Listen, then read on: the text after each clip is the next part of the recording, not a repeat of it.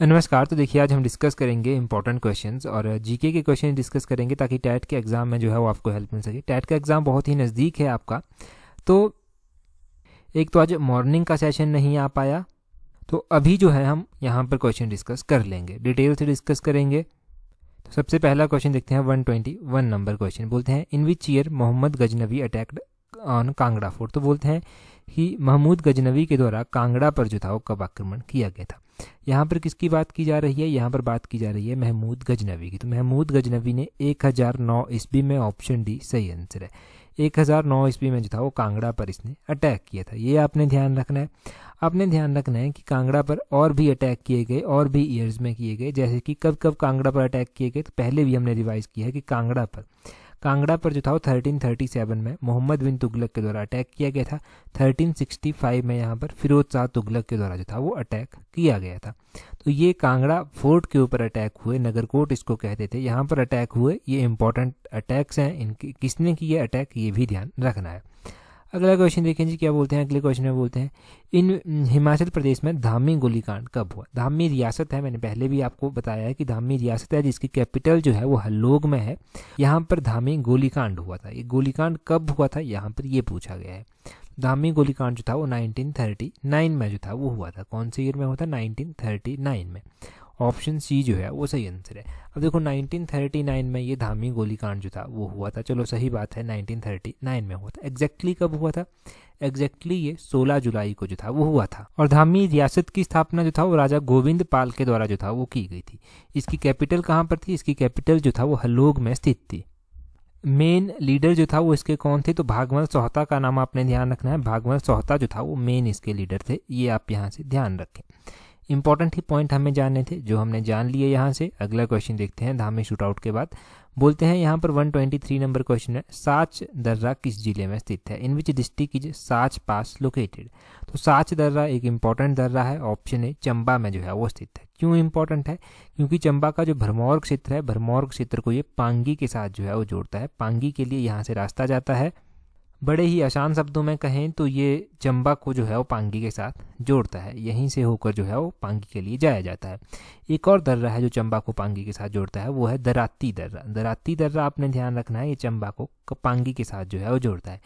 Option में जो है आपके पास और भी दिए गए हैं, जैसे कि कांगड़ा दिया गया है। तो कांगड़ा के साथ कौन सा दर्रा है जो चंबा को जोड़ता है? तो देखो चंबा के साथ कांगड़ा को दर्रा जोड़ता है, एक वारू दर्रा है। वारू जो है ये दर्रा है जो कांगड़ा को चंबा के साथ, या चंबा को कांगड़ा के साथ जोड़ता है। एक तोरी दर्रा है, तोरी दर्रा भी जोड़ता है। एक जलासू दर्रा है, ये भी जोड़ता है। एक भीम घसूतरी दर्रा है, ये भी जो है वो जोड़ता है। तो ये दर्रे आपने ध्यान रखने हैं। तो ये हमने 2 डिस्ट्रिक्ट कवर कर लिए, चंबा को कांगड़ा के साथ जोड़ने वाले, चंबा को जो था वो पांगी के साथ जोड़ने वाले। इन दर्रों को जो है वो ध्यान रखें, ये बेसिक ही दर्रे हैं, ये नहीं भूलने चाहिए। अगला क्वेश्चन देखते हैं हमारे पास क्या दिया गया है, 124 क्वेश्चन। यहाँ पर बोला गया है which is the highest mountain peak of Himachal Pradesh. तो हिमाचल प्रदेश की हाईएस्ट माउंटेन पीक क्या है? ऑप्शन देखिए, ऑप्शन में सोलंग भी दिया गया है, सिपकी भी दिया गया है, शिल्ला भी दिया गया है, चूड़धार भी दिया गया है। पीक की बात की जा रही है ना जब, तो ये जो शिल्ला पीक है ना, ये सबसे हाईएस्ट पीक हिमाचल प्रदेश की है। ऑप्शन सी सही आंसर हो जाएगा। अब देखो कहाँ पर ये पीक स्थित है, ये पीक जो है वो किन्नौर जिले में स्थित है। किन्नौर डिस्ट्रिक्ट आपने ध्यान रखना है। आपने और क्या ध्यान रखना है कि ये सिपकी पीक कहाँ पर स्थित है, ये भी किन्नौर में स्थित है। सोलंग पीक कहाँ पर स्थित है, ये कुल्लू डिस्ट्रिक्ट में स्थित है। चूड़धार जो है वो कहाँ पर है? चूड़धार वैसे तो सिरमौर में है, परंतु शिमला सिरमौर के साथ जो है इसका बॉर्डर लगता है, ये आपने ध्यान रखना है। तो ये 4 इंपॉर्टेंट पीक हो गई, कहाँ कहाँ पर पड़ती हैं ये आपने ध्यान रखना है। और कौन कौन सी ऐसी पीक्स हैं जो किन्नौर डिस्ट्रिक्ट में स्पेसिफिक रूप से पड़ती हैं? तो किन्नौर डिस्ट्रिक्ट जो है यहाँ पर स्पेसिफिक रूप से जो है वो सिपकी पीक पड़ती है। यहाँ पर लियो पारग्युल पीक जो है वो पड़ती है। यहाँ पर रालडांग पीक पड़ती है। यहाँ पर पिशु पीक पड़ती है। ये 3-4 पीक्स ही ध्यान रखें, नहीं तो बहुत ज़्यादा कंफ्यूजिंग हो जाएगा अगर बहुत ज़्यादा पीक्स हम रिवाइज कर लेते हैं। अभी पेपर है तो 3-4 पीक्स ही रिवाइज करते हैं। कुल्लू की सोलंग पीक और दियो टिब्बा कुल्लू का ध्यान रखना है, ये कुल्लू में स्थित है। चंबा का नरसिंह टिब्बा और गौरी देवी का टिब्बा ध्यान रखना है। और चूड़धार आपने जान ली। और इसके अलावा लाहौल स्पीति की आपने गेफांग पीक और मुलकिला पीक ध्यान रखनी है। ये एग्जाम में पहले पूछी जा चुकी हैं, तो ये इंपॉर्टेंट वन ध्यान रखें। अगला क्वेश्चन देखें क्या बोलते हैं। नेक्स्ट क्वेश्चन में बोलते हैं where is Pin Valley National Park. Pin Valley National Park बोलते हैं कि हिमाचल प्रदेश में कहाँ पर स्थित है। अगर हम नेशनल पार्क्स की बात कर रहे हैं ना और पिन वैली नेशनल पार्क की बात कर रहे हैं तो ये pin Valley National park Lahaul Spiti district में स्थित है। ऑप्शन ए सही आंसर है। लाहौल स्पीति के अलावा आपने ध्यान रखना है कि हिमाचल प्रदेश में जो नेशनल पार्क स्थित हैं जिसमें ग्रेटर हिमालयन नेशनल पार्क आता है ये कुल्लू डिस्ट्रिक्ट में जो है वो पड़ता है और इसको जो था वो यूनेस्को की लिस्ट में भी शामिल किया जा चुका है। 2014 में ये यूनेस्को की लिस्ट में जो था वो आया था। और आपने ध्यान रखना है इंद्र किला जो है ये कुल्लू में स्थित है।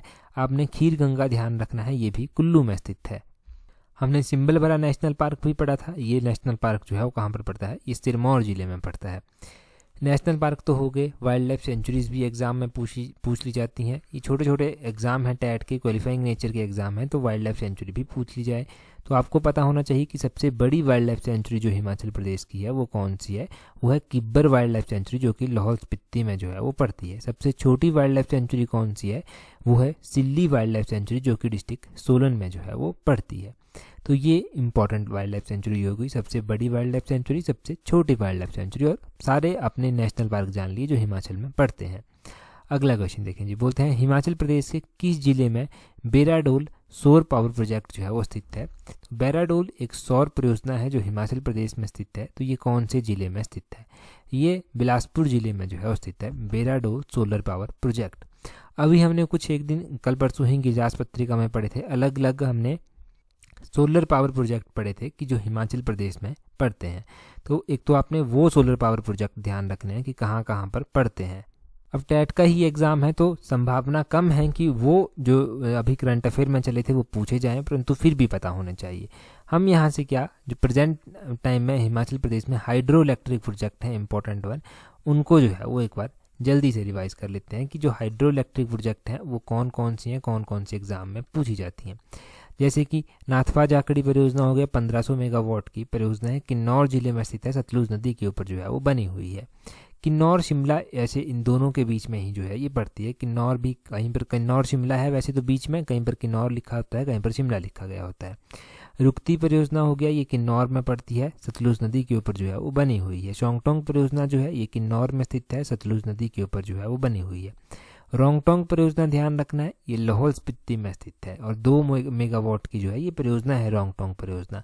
चमेरा 1, चमेरा 2 और चमेरा 3 परियोजना हमने पढ़ा था। क्या पढ़ा था कि इन परियोजनाओं को जो है वो एग्जीक्यूट कौन करता है, एग्जीक्यूट भी इंपॉर्टेंट है।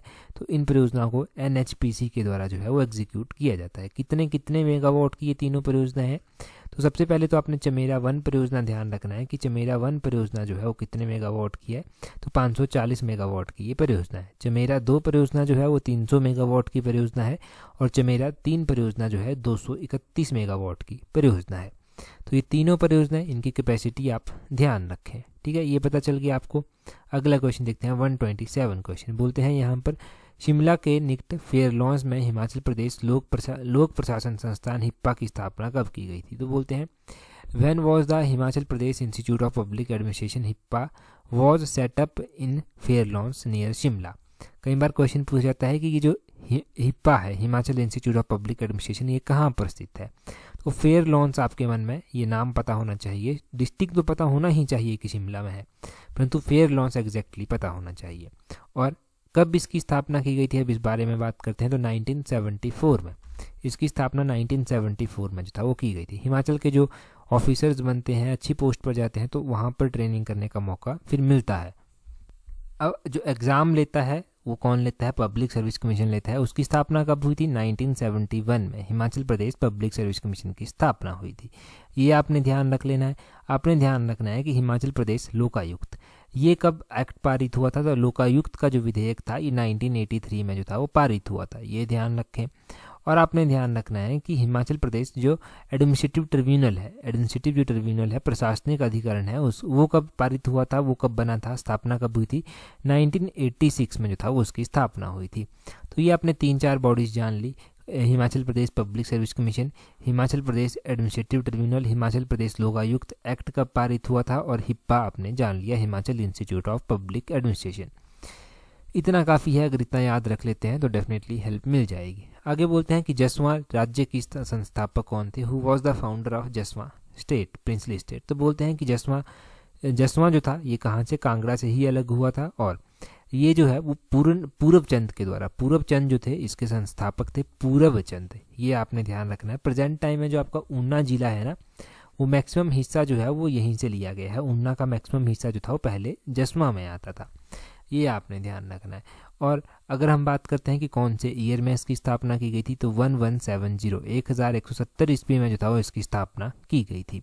जसवां के शासक कौन थे जब अकबर जो था वो राजा हुआ करता था, तो अकबर जब शासन करता था तो उस टाइम जो था गोविंद चंद जो था वो यहाँ के राजा होते थे, और अकबर के समय में जसवां रियासत जो था वो मुगलों के अधीन जो था वो आ गई थी। ये भी पता होना चाहिए आपको, ठीक है। ये पता चल गया आपको कि कौन था, क्या था, कैसे था। ऊना जो डिस्ट्रिक्ट है ना, ऊना डिस्ट्रिक्ट 1966 से पहले पंजाब के होशियारपुर जिले की तहसील होती थी। 1966 के बाद क्या हुआ कि 1972 तक जो था ये क्या हुआ, कांगड़ा जिले का हिस्सा जो था वो बन गया। अब कांगड़ा जिले का हिस्सा बन गया, फिर जाकर इसकी 1972 में जो था वो स्थापना हुई थी, अलग जिले के रूप में ये बनकर आया था। ऊना जो शहर है उसकी नींव बाबा कलाधारी के द्वारा रखी गई थी, वो भी आपने ध्यान रखना है। तो यही आप यहाँ से इतना सा ध्यान रखें, बस इतना सा, ज़्यादा नहीं, इतना सा काफ़ी है। आगे बोलते हैं जी क्वेश्चन में। 1948 में शिमला पहाड़ी राज्य की 26 छोटी और बड़ी रियासतों को मिलाकर किस जिले का गठन जो था वो किया गया था। देखो जब क्या हुआ था, जब 1948 में हिमाचल प्रदेश का गठन हुआ था तो उस टाइम 26 छोटे छोटे प्रिंसली स्टेट्स को मिलाया गया था, और महासू, ऑप्शन सी सही आंसर। जो प्रेजेंट टाइम में शिमला है, महासू जो था वो यहाँ से निकला था। ये आपने ध्यान रखना है कि महासू कैसे बना, तो ये आपको पता चल गया। महासू गलत नहीं होना चाहिए आपका। महासू से ही टूटकर शिमला, सिरमौर, बाद में शिमला और सोलन बनते हैं। सिरमौर तो 1948 में अलग से एक जिला था। 1948 में 4 तो आपके जिले थे, एक महासू जिला हुआ करता था, एक सिरमौर जिला हुआ करता था, एक मंडी जिला जो था वो हुआ करता था, एक चंबा जिला जो था वो हुआ करता था। ये आपने ध्यान रखना है। और उसके बाद 5वें नंबर का जिला बिलासपुर बनता है, 5वें नंबर का जिला।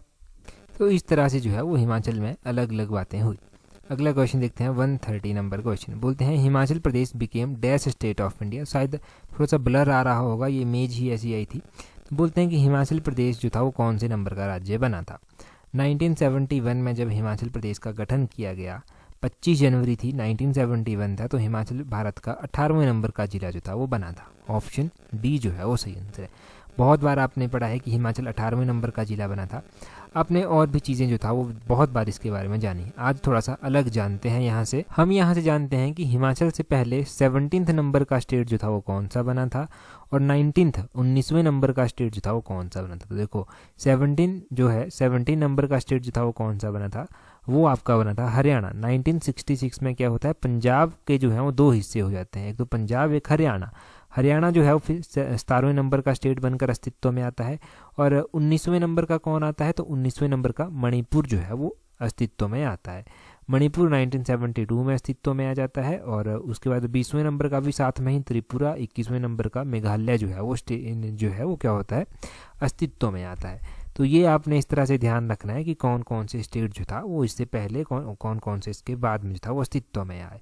ये थोड़ा सा नया है क्योंकि ये हमने पहले डिस्कस नहीं किया है सेशन में। अगला क्वेश्चन देखते हैं हमारे पास क्या है, 131 क्वेश्चन। बोलते हैं leader of Bardoli Satyagraha 1928 was. तो ध्यान रखना है कि बरदौली सत्याग्रह 1928 में जो था वो हुआ था। अब ये 1928 में बरदौली सत्याग्रह तो होता है, परंतु यहाँ पर पूछते हैं कि इसके लीडर जो था वो कौन थे। अब देखो बरदौली सत्याग्रह इंपॉर्टेंट सत्याग्रह है, तो इसके लीडर थे कौन, सरदार वल्लभ भाई पटेल जी। ऑप्शन बी सही आंसर है। और ये जो बरदौली सत्याग्रह हुआ था ये गुजरात में जो था वो हुआ था, ये भी पता होना चाहिए। सरदार वल्लभ भाई पटेल जो था वो इंडियन नेशनल कांग्रेस के प्रेसिडेंट भी रह चुके हैं। 1931 का सेशन था, ये कराची में हुआ था, यहाँ पर ये इंडियन नेशनल कांग्रेस के प्रेसिडेंट जो था वो बने थे। जब इंटरिम गवर्नमेंट जो था वो फॉर्म की गई 1946 में, तब ये वल्लभ भाई पटेल जो था वो होम मिनिस्टर बने थे, और इंफॉर्मेशन एंड ब्रॉडकास्टिंग मिनिस्ट्री भी जो था वो उस टाइम इनके पास थी। प्रेजेंट टाइम में कौन है इंफॉर्मेशन एंड ब्रॉडकास्टिंग मिनिस्टर हमारे, तो वो है अनुराग ठाकुर, हिमाचल से हैं तो इम्पोर्टेंट है। होम मिनिस्टर कौन है प्रेजेंट टाइम में, चलो बता दो आप ही कमेंट करके कि होम मिनिस्टर प्रेजेंट टाइम में कौन है। ये बेसिक सा रिवीजन आपका यहाँ से हो जाएगा। अगले क्वेश्चन में बोलते हैं हिंद स्वराज किसके द्वारा लिखा गया था। देखो हिंद स्वराज जो था वो किसके द्वारा लिखा गया था, तो आप देखो जब भी हिंद स्वराज की बात हुई है तो हिंद स्वराज महात्मा गांधी जी के द्वारा लिखी गई थी। ऑप्शन डी सही आंसर है। महात्मा गांधी जी की कुछ और एडिशंस भी हैं जो मैंने आपको कहा है कि एग्ज़ाम में पूछी जाती हैं, बार बार रिवाइज करनी है। कौन कौन सी हैं ये महात्मा गांधी जी की एडिशंस? तो यंग इंडिया के अलावा हरिजन जो है वो महात्मा गांधी जी की एडिशन है। हरिजन के अलावा जो है वो क्या है इनकी एडिशन? इंडियन ओपिनियन, ये इनकी एडिशन है। और नवजीवन जो है ये भी इनकी एडिशन है। और आपने ध्यान रखना है कि बाल गंगाधर तिलक जी के द्वारा भी जो था वो कॉन्सेप्ट दिया गया था। कुछ ऐसी किताबें एडिट की गई थी, जैसे कि न्यूज़पेपर ही कहिए, केसरी हो गया, केसरी जो था वो तिलक जी के द्वारा किया गया था, और एक इनके द्वारा मराठा जो था वो किया गया था। तो ये भी हम हर बार जो है वो रिवाइज करते हैं। और एग्ज़ाम में BR अम्बेडकर जी का पूछ लिया जाता है, तो मूक नायक और बहिष्कृत भारत जो है वो इनके भी ध्यान रखने हैं। और एक हमने वॉइस ऑफ इंडिया पढ़ा था। वॉइस ऑफ इंडिया जो है वो मैंने बार बार आपको रिवाइज करवाया है कि वॉइस ऑफ इंडिया जो है वो दादा भाई नौरोजी का जो है एडिट इनके द्वारा किया गया था, ये इनका कार्य है। तो ये हमने इम्पोर्टेंट वन जो है यहाँ से कवर कर लिए, तो ये आपने ध्यान रखना है। अगला क्वेश्चन देखें जी क्या बोलते हैं। अगले क्वेश्चन में बोलते हैं which of the following state have no panchayati raj institutions at all. तो बोलते हैं कि कौन सा इनमें से स्टेट ऐसा है जहाँ पर पंचायती राज इंस्टीट्यूशन का प्रोविज़न नहीं है। नहीं पूछा गया है तो नागालैंड आपने ध्यान रखना है। नागालैंड में जो है वो पंचायती राज का प्रोविज़न नहीं है। पंचायती राज की बात कर रहे हैं तो पंचायती राज के साथ 73rd कॉन्स्टिट्यूशनल अमेंडमेंट है जो डील करती है। 73rd कॉन्स्टिट्यूशनल अमेंडमेंट कौन से शेड्यूल में जो है वो पंचायती राज का प्रोविज़न है? तो पंचायती राज का प्रोविज़न है वो शेड्यूल 11 में है। शेड्यूल 11 हो गया, 73rd कॉन्स्टिट्यूशनल अमेंडमेंट हो गया, नागालैंड हो गया। नागालैंड के साथ कौन कौन से इंडियन स्टेट बाउंड्री शेयर करते हैं? देखो, नागालैंड के साथ अरुणाचल प्रदेश करता है, मणिपुर करता है, असम करता है, और कंट्रीज़ में जो है म्यांमार कंट्री भी जो है वो बाउंड्री शेयर करती है। तो ये आपने ध्यान रखना है। कौन कौन सी? म्यांमार कंट्री हो गया, इसके अलावा अरुणाचल प्रदेश हो गया, अरुणाचल प्रदेश के अलावा असम हो गया, असम के अलावा मणिपुर हो गया। नागालैंड की कैपिटल कहाँ पर है? नागालैंड की कैपिटल है कोहिमा में। कोहिमा नागालैंड की कैपिटल भी आपको पता होनी चाहिए। मणिपुर में क्राइसिस चले हुए हैं। मणिपुर क्राइसिस में आपने ध्यान रखना है मणिपुर की कैपिटल जो है वो इम्फाल में है। इम्फाल मणिपुर की कैपिटल भी पता होनी चाहिए। अगले क्वेश्चन में देखें क्या बोलते हैं। निम्नलिखित में से कौन भारतीय संसद के घटक हैं? तो बोलते हैं which of the following are constituent of Indian parliament. देखो, इंडियन पार्लियामेंट में प्रेसिडेंट भी आता है, लोकसभा भी आता है और राज्यसभा भी आता है। तो option D all of these जो है वो सही आंसर हो जाएगा। ये तीनों के तीनों जो है वो पार्लियामेंट का पार्ट है। ये क्वेश्चन हायर लेवल के एग्जाम में भी पूछा गया है, लोअर लेवल के एग्जाम में भी पूछा गया है। तो आपके जहन में हर टाइम होना चाहिए कि Indian parliament consist Lok Sabha, Rajya Sabha और प्रेसिडेंट। प्रेसिडेंट जो है वो 5 वर्ष के लिए चुने जाते हैं। लोकसभा के सदस्य जो हैं ये भी 5 वर्ष के लिए चुने जाते हैं, और राज्यसभा के सदस्य जो हैं ये 6 वर्ष के लिए जो है वो चुने जाते हैं। और हिमाचल से जो है वो 3 राज्यसभा की सीट्स हैं, 4 जो हैं यहाँ से लोकसभा की सीट्स आती हैं। तो टोटल पार्लियामेंट की सीट यहाँ से 7 जो हैं वो आती हैं। ये पता चल गया आपको यहाँ से। तो ये बड़ी ही बेसिक जानकारी परंतु बहुत ही इंपॉर्टेंट जानकारी जो है वो है एग्जाम पॉइंट ऑफ व्यू से। अगला क्वेश्चन देखें। बोलते हैं अगले क्वेश्चन में भारत के संविधान के तहत शिक्षा कानून के एक विशेष के रूप में शामिल किया गया है। तो बोलते हैं under the constitution of India education as a subject of legislation is included in. तो एजुकेशन को किस में ऐड किया गया है? देखो, एजुकेशन जो है वो कंकरेंट लिस्ट में आता है। ऑप्शन सी जो है वो सही आंसर है। 3 तरह की लिस्ट जो है हमारे इंडियन कॉन्स्टिट्यूशन में दी गई हैं। कौन कौन सी हैं? स्टेट लिस्ट है, यूनियन लिस्ट है और कंकरेंट लिस्ट है। तो कंकरेंट लिस्ट में जो है वो क्या क्या आता है? यहाँ पर एजुकेशन जो है एक सब्जेक्ट आता है इनमें से। एजुकेशन के अलावा कंकरेंट लिस्ट में क्या क्या आता है? देखो, एजुकेशन के अलावा कंकरेंट लिस्ट में ध्यान रखना है कि जो मैरिज हो गया, डाइवोर्स हो गया, सिविल प्रोसीजर हो गया, क्रिमिनल लॉ हो गया, पॉपुलेशन कंट्रोल हो गया, फैमिली प्लानिंग हो गया, फॉरेस्ट हो गया, लेबर वेलफेयर हो गया, ये सारी चीज़ें जो है वो कहाँ पर आती हैं? ये कंकरेंट लिस्ट में ही जो है वो आती हैं। और इम्पॉर्टेंट जो स्टेट लिस्ट की चीज़ें पूछी गई हैं वो कौन कौन सी पूछी गई हैं अभी तक एग्जाम में? तो गैम्बलिंग स्टेट लिस्ट में आता है, एग्रीकल्चर जो है वो स्टेट लिस्ट में आता है, हेल्थ, पब्लिक हेल्थ जो है वो स्टेट लिस्ट में आता है। यूनियन लिस्ट में क्या पूछा गया है? तो यूनियन लिस्ट में आपने ध्यान रखना है, यूनियन लिस्ट में आपका इंश्योरेंस सेक्टर हो गया, यूनियन लिस्ट में आता है करेंसी हो गया, यूनियन लिस्ट में आता है फॉरेन अफेयर, सेंसस हो गया। ये सारे जो है वो कहाँ पर आते हैं? यूनियन लिस्ट में जो है वो आते हैं। तो ये तीनों लिस्ट आपको पता चल गई। इन लिस्ट में अब आपको कन्फ्यूज़न नहीं रहा होगा। इंडियन कॉन्स्टिट्यूशन के कौन से शेड्यूल में जो है ये लिस्टें आती हैं? तो 7th शेड्यूल जो है, 7वें नंबर का शेड्यूल जो है यहाँ पर ये लिस्ट जो है वो आती हैं, यूनियन लिस्ट, कंकरेंट लिस्ट और स्टेट लिस्ट। तो ये सब आप इम्पोर्टेंट यहाँ से ध्यान रखें। यहाँ से क्वेश्चन कवर किया गया तो डेफिनेटली आपको पता होना चाहिए। सबसे इंपॉर्टेंट तो टेलीग्राम है, वहाँ पर भी क्यूजीज आपको मिल जाएंगे। टेलीग्राम पर ज्वाइन करने के लिए अपने टेलीग्राम से @tolexam31 इस तरह से सर्च करना, टेलीग्राम चैनल जो है वो मिल जाएगा। टेलीग्राम पर ज्वाइन कर रहे हैं, हर एक इंपॉर्टेंट जानकारी, आने वाले एग्जाम्स की अपडेट आपको टेलीग्राम पर मिल जाएगी। तो क्वेश्चन आपके लिए ये है कि होम रूल लीग मूवमेंट चलाया गया था, ये किसके द्वारा चलाया गया था? होम रूल लीग मूवमेंट, ये आप कमेंट करके बता दीजिए। यही क्वेश्चन है आपके लिए। That's all for today. Thank you very much for watching and listening it very patiently.